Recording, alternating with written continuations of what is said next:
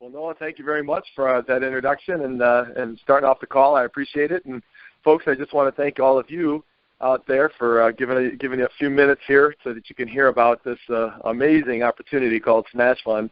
And I could not be more proud of my son Noah. As you heard him in the intro, he's 19 years old, and he's building an enormous group of connections that are going to pay him quite handsomely. And that's what I'm going to talk to you about tonight.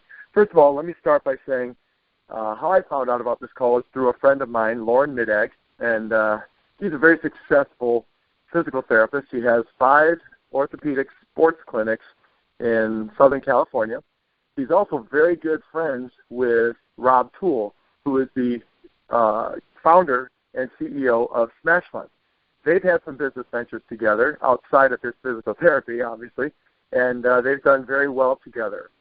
About 5 or 6 years ago, Rob went ahead and started a company on his own, and it was in the gaming industry, small games like Candy Crush and other games like Bingo. He had a couple of bingo games that actually went very crazy. They went viral in the tune of 4 million users on this game in less than a year and a half to 2 years.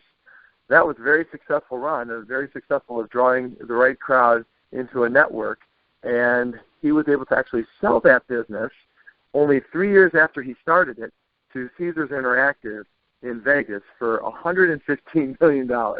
So needless to say, Rob retired and was very, very excited about that opportunity, obviously. Obviously, he did it very successfully. He then was in retirement and was one day reading an article in Forbes magazine. The article was about crowdfunding. And as they wrote this article, they discussed really the success of that industry. It's just mind-boggling how quickly that has grown. It's a $30 billion industry last year. This year they're expected to be $50 to $60 billion.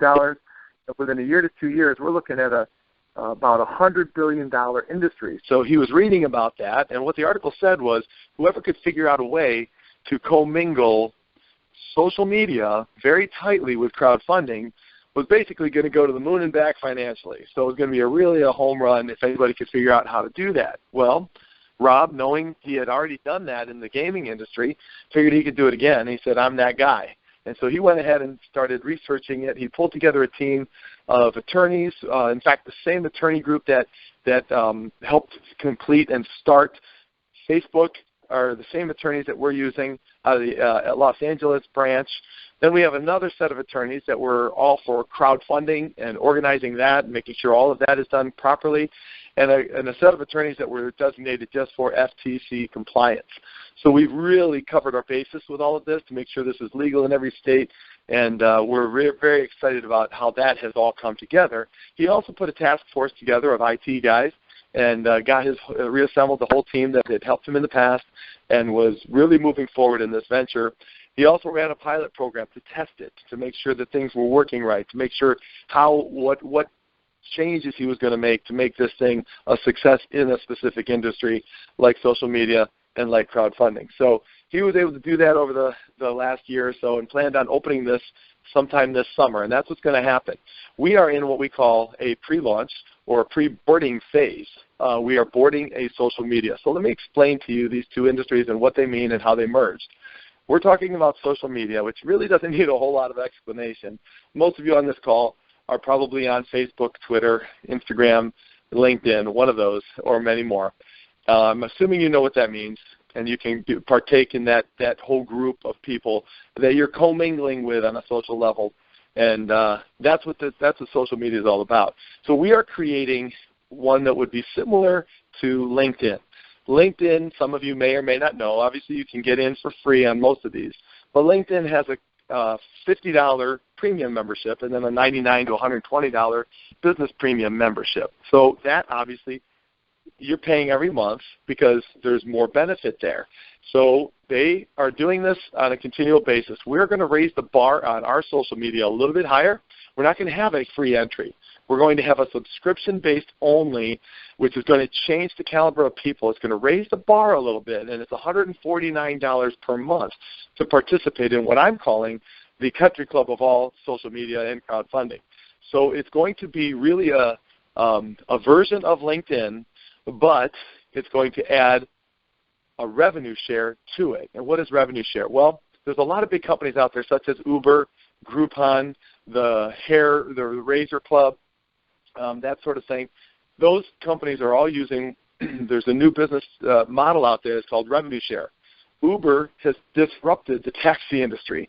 And you know what? They still are not held under the laws of taxi drivers and whatever all that may be, because they're not a taxi service. They are an app company, and they've done this with revenue share and an app. And so very interesting. But what they do is they take 80% of the revenues and they pay it out to who? The drivers. That's what Uber does. What we're going to do in Smash Fund is take 80% of the revenues and we're going to pass that down to the drivers of this network, meaning those of you on this phone that are going to be pre-boarding into this social media right now, we're boarding into this and we're going to be able to create something out of nothing. And that's an exciting place to be. There's really a first mover advantage that's available to you by partaking and capturing onto this vision. Then that's what this is. This is a vision and the functionality space that you're going to be able to see everything in its completion in about 2 months. But the pre-boarding phase starts now, and I invite you to partake in that. That's what we're talking about here today. So let me talk about the other side of this. We've got crowdfunding. Some of you may or may not understand what that is, but it is a large industry. Right now there's over 1,200 companies that are actually doing crowdfunding. Now, crowdfunding is, if you've ever been on social media and you've seen things like Kickstarter or GoFundMe accounts, that people are raising money for a passion that they have, or somebody that might need a lot of help, tragedy in somebody's family that we want to be able to give to. People are givers, and people definitely are partaking in this. And those companies are great companies. However, there's a lot of there's some issues with that industry. Right now, the statistics are saying that 89% of the people that put up a campaign that they needed funded, they don't make their goal. Why don't they make their goal? Well, I'm certainly not an expert at this, but I will tell you part of the reason is they don't know how to market. They don't know how to sell themselves. They don't know how to sell their dream. They don't know how to sell their story. And quite frankly, even if they did, who are they selling it to? Well, they're selling it to their peers and their friends. And you know what they say, birds of a feather flock together. And if you look at the pocketbook size of the person next to you, it might mirror what yours looks like.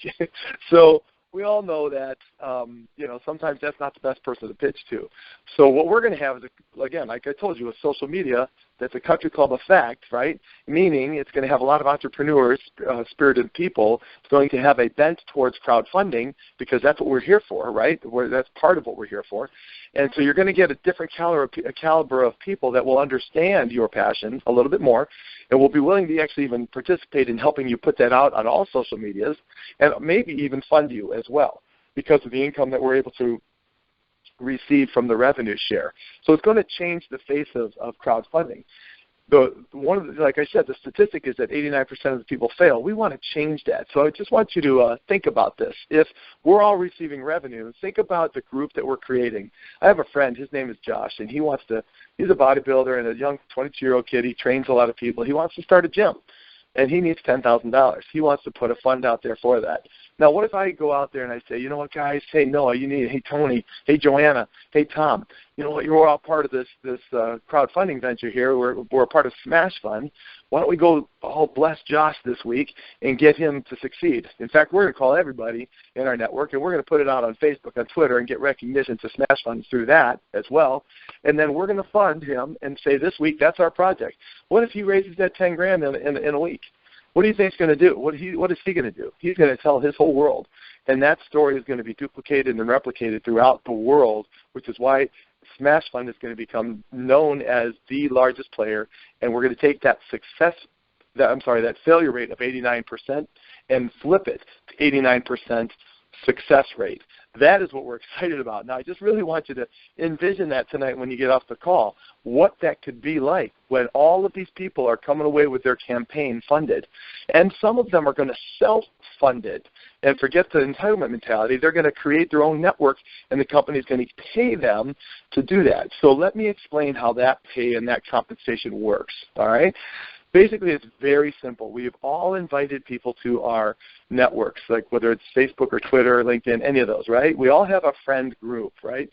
So you're going to do the same thing. You're just simply going to send your private invitation code to a friend and let them come in and see what this is all about. And when they decide to become a member, the company's going to pay you $50. So for every connection, you're going to get paid $50. Think about that. All right. So if you're worried about paying your $149 a month, well, if you simply share this with 3 people, yours is paid for. So it becomes pretty simple.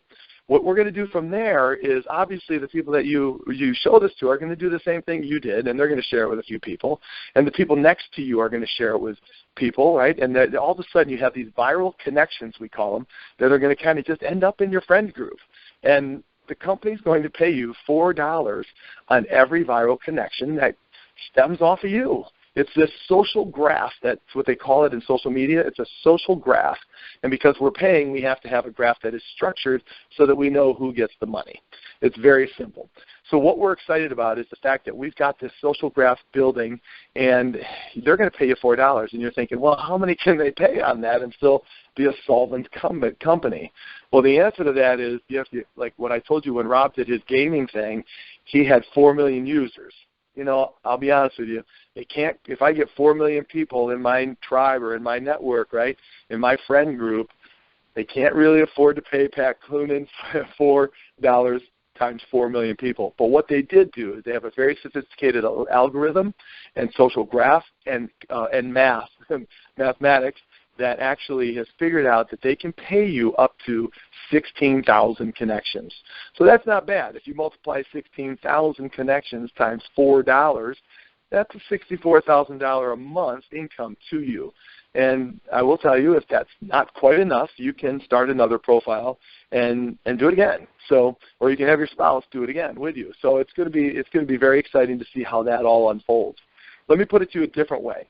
On Facebook, I have about 2,200 friends, plus or minus. Okay. Now, what if Facebook called me up and said, "Hey, Patrick, we're gonna raise the bar here a little bit. I'm gonna, you got to pay a subscription now of $149." I mean, like, I don't know if I want to do that. But they say, well, don't be alarmed by that, because here's what we're going to do. All those people over the last 5, 6, 7 years that you've been inviting to this platform, we're going to pay you $50 on everybody you've personally told, and we've been tracking that, Pat. And you know what? And actually, those have turned into over 2,200. We'll pay you $4 on all those people as well. So think about that. Think about that. My 2,200 people could pay me easily $8,400 just in $4 bills. Right now, if Facebook decided to wake up and share some of their revenue, obviously you all know where their revenue is coming from, advertising. Guess what? We're going to attract those same advertisers onto our platform, and Rob has said that he is also going to share the revenue from the advertisers. I mean, can you even imagine what that is going to do when the word gets out about that? And when we start this in about 2 months, sometime beginning of July is what I'm anticipating, we're going to have that exact date given to you within a week, and we're going to know that we have X amount of days, 60 days, to start boarding all of our friends and say, listen, man, get on this ship. And we're not going to ding your credit card until the day we open. That's really cool, because then you have 2 months to just get people involved and let them see this, and then know that they're going to run that credit card on that 60th day. And can you imagine the checks that are going to be spilling out from the company on day one? Now think about how many people we're going to share that with and tell, holy cow, did you see what happened at Smash Fund? This is the place to be. So we haven't even begun to see momentum. We just all got on the website and started pre-boarding 8 days ago, and 8 or 9 days ago, and it's been a whirlwind since. We've had thousands of people get involved in this, and we could not be more excited.